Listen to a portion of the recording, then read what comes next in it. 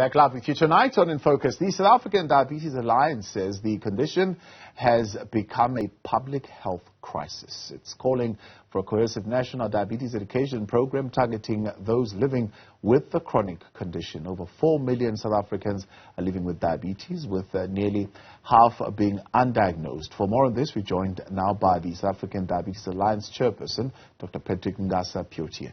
Good evening. Good to have you, and thank you very much for your time. Is there a body of knowledge, which I'm sure you have, that could really tell us how the disease has progressed in South Africa, at least in the last 5 to 10 years? Good evening, Tabo, and good evening to your viewers. In terms of statistics about the progression of diabetes, the closest that we have, it's Statistics South Africa, which has been tracking on the side of the cause of death. If you look a few years back, it was HIV, TB, most infectious disease that were on top. But for the past 3 years, diabetes is really now the second cause of death in South Africa and the first cause among women. And then you have the International Diabetes Federation that has also been releasing estimates of diabetes prevalence, meaning the number of cases of diabetes that you see in the country.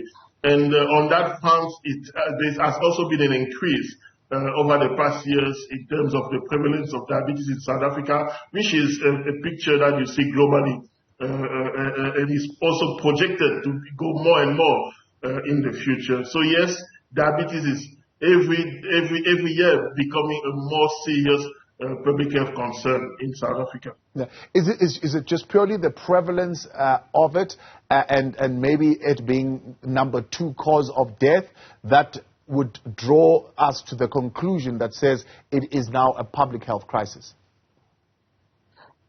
The prevalence and the incidence, obviously, but it's also the impact that diabetes has not only on the country, on the society, but also on individuals that are living with diabetes.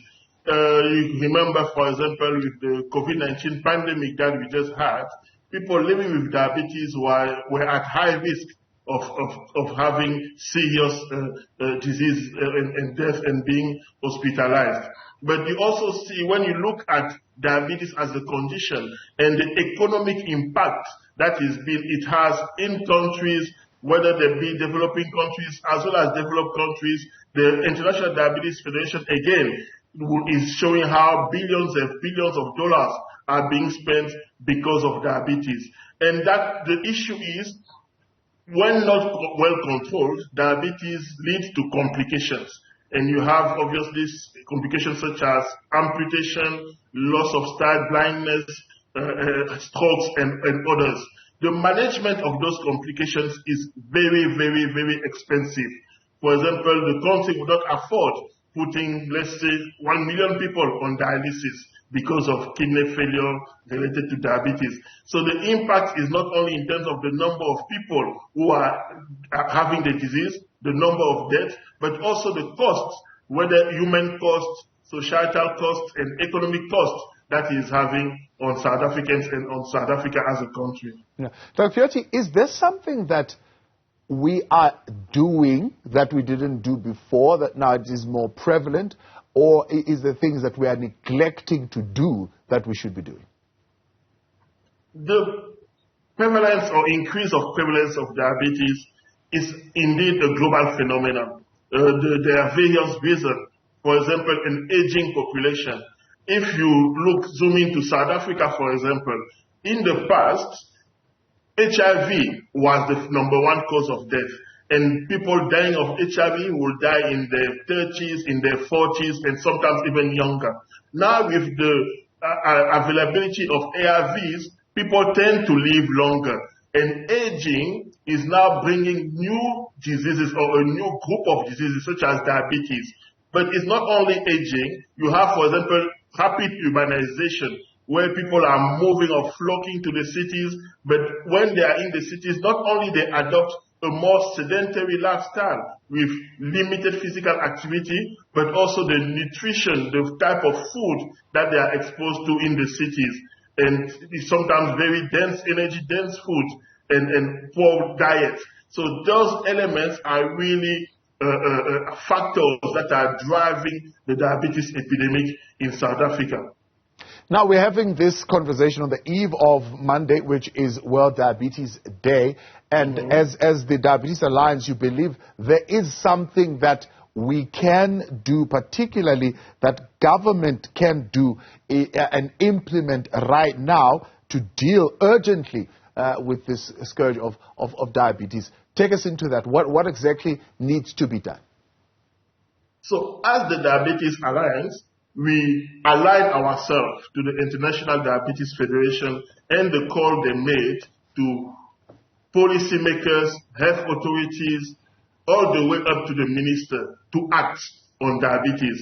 And for this year, the theme is Education to Protect Tomorrow, with a focus really on diabetes education for health professionals, but also, and more importantly, for people living with diabetes and their families. What we need to understand, we just mentioned the complications related to diabetes. Those complications are preventable.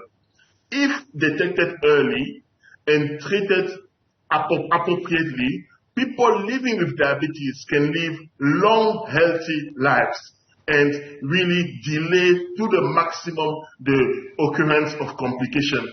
In South Africa at the moment, that's not the case.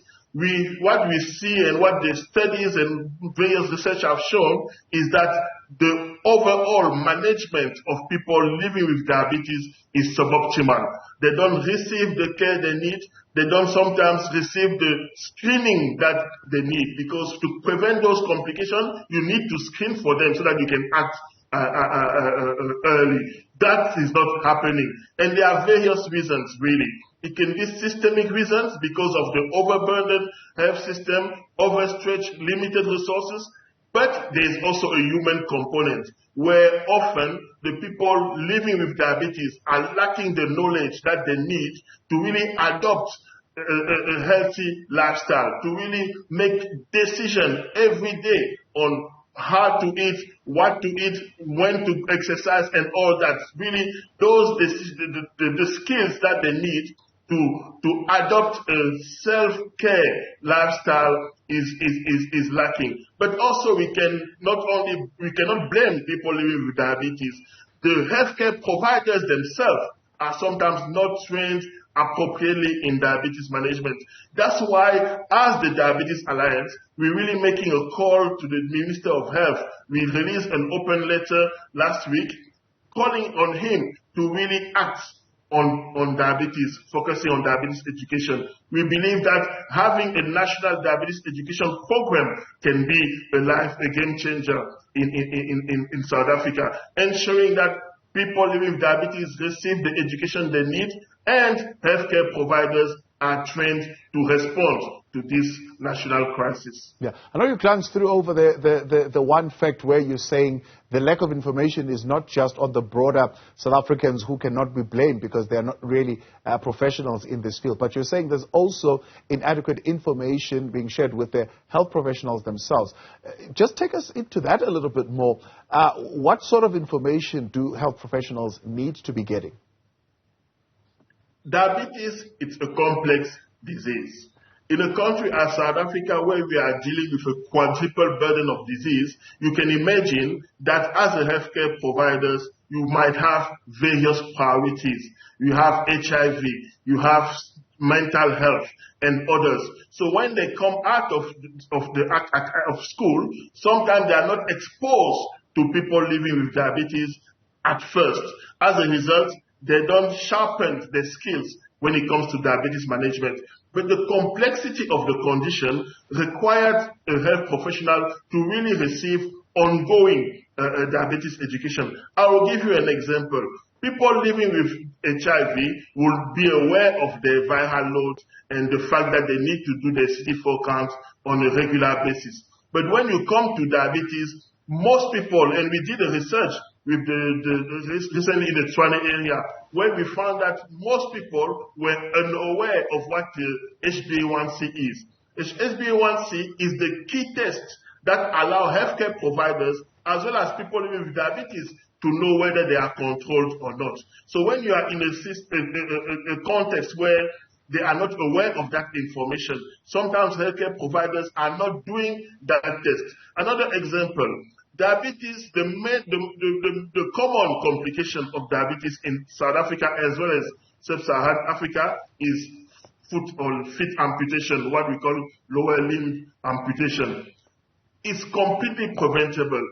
If only people living with diabetes were receiving one simple foot exam a year, it could allow the healthcare providers to act and to detect those issues that might lead later on to amputation, to the leg or the foot being amputated, and obviously to prevent them. But not only that, it is important that the person living with the condition is trained. What is proper foot care? What type of shoes you should wear? What should you avoid so that you're not exposing yourself to infection in your feet and then maybe later on amputation?